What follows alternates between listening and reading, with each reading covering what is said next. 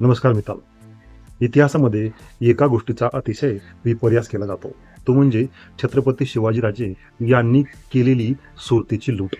मित्रांनो, ही लूट जणू काय मराठी माणसाने गुजराती लोकांची लूट केली आहे, असं समजलं जातं किंवा असं शिकवलं जातं, असं मानलं जातं.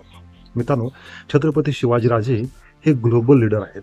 त्यांचं चरित्र हे पूर्ण जगानं ॲक्सेप्ट करायला पाहिजे आणि तशा पद्धतीचं त्यांचं चरित्र आहे देखील.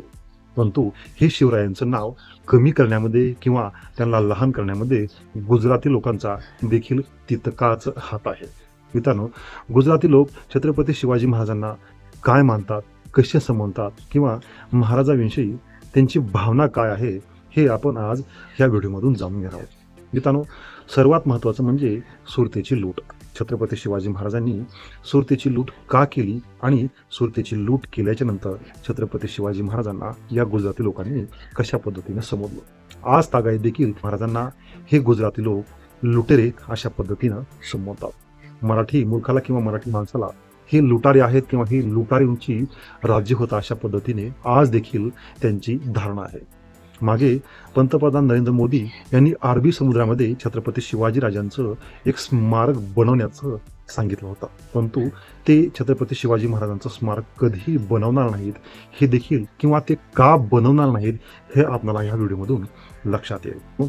400 वर्ष ज्या मुघलांनी त्या मराठी मुलकाची लूट केली होती आणि ती केलेली लूट सुरतेमध्ये नेऊन ठेवली होती.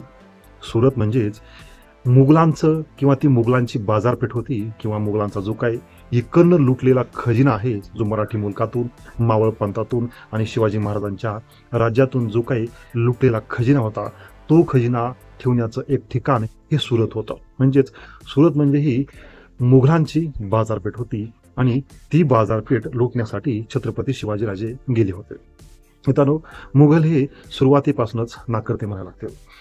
एखाद्या राज्यावरती आक्रमण केल्याच्या नंतर तेथील जी काही भोळी बाबडी जनता होती त्या जनतेला त्रास द्यायचा. जे लोक लढू शकत नव्हते त्यांना वरबडून न्यायचं, त्यांच्या घरची संपत्ती, त्यांच्या आया बहिणी उचलून न्यायच्या आणि या सर्व प्रकारातून त्यांनी जी संपत्ती गोळा केली होती ती सुरतेत नेऊन ठेवली होते. म्हणजे सुरतेतील ज्या सरदारांनी छत्रपती शिवाजी महाराज किंवा या मावळ प्रांतातून लुटलेली लूट होती ती मुघलांनी सुरतेमध्ये ठेवली होती. ती संपत्ती लुटण्यासाठी छत्रपती शिवाजी महाराज गेले आणि छत्रपती शिवाजी महाराजांनी तिथली ती संपत्ती लुटून स्वराज्यामध्ये परत आणली. शाहिस्ते खान याच्या आक्रमणाच्या नंतर ही झालेली घटना आहे. शाहिस्ते खानचं जे काही आक्रमण झालं आणि त्यामुळे स्वराज्याला जो काही फटका बसला तो फटका या लुटीमधून भरून शिवाजी महाराजांनी काढला.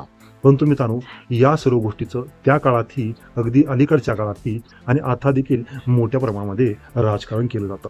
ते अशा पद्धतीनं हे जणू काही असं सांगितलं जातं की मराठी लोकांनी किंवा महाराष्ट्राने गुजरातची लूट केली. त्यामुळे मित्रांनो, गुजराती लोक आणि हे जे काही राज्यकर्ते गुजरातचे लोक आहेत हे छत्रपती शिवाजी महाराजांना केवळ आणि केवळ लुटेरे अशा पद्धतीने संबोधतात. त्यामुळेच मित्रांनो, कधीही कोणताही गुजराती माणूस छत्रपती शिवाजी महाराजांचं नाव कदाचितच आदराने घेईल किंवा जे काही छत्रपती शिवाजी महाराजांचं स्मारक होतं ते देखील का झालं नाही किंवा अरबी समुद्रामध्ये त्यांचं स्मारक का बनवलं आहे हे आपल्याला या व्हिडिओमधून लक्षात येईल. मित्रांनो, छत्रपती शिवाजी महाराजांची प्रत्येक कृती ही स्वराज्यासाठी, स्वराज्यातल्या प्रत्येक माणसासाठी आणि इथल्या मायमाऊलींसाठी होती.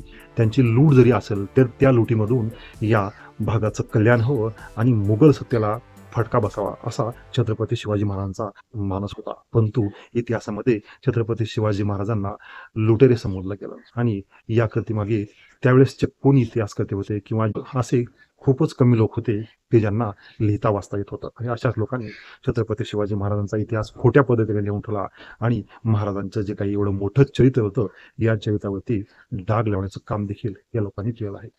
मित्रांनो, अशाच पद्धतीचे व्हिडिओ पाहण्यासाठी माझ्या चॅनलला लाईक करा, सबस्क्राईब करा, शेअर करा. धन्यवाद.